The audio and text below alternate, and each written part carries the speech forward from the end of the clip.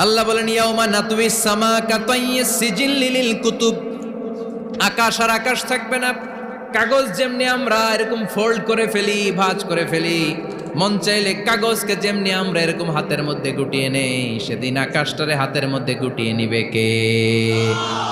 মানুষগুলো পাগলের মতো দৌড়াবে।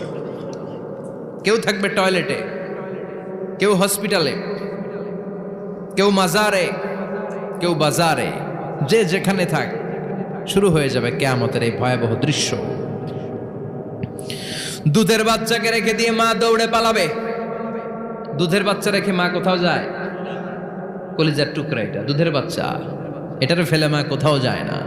কিন্তু কিয়ামতের এই ঝাঁকুনির দৃশ্য দেখে, আল কারিয়া মাল ওমা আদরাকা মাল, এই দৃশ্য দেখে দুধের বাচ্চারে রেখে মা দিবে দৌড়।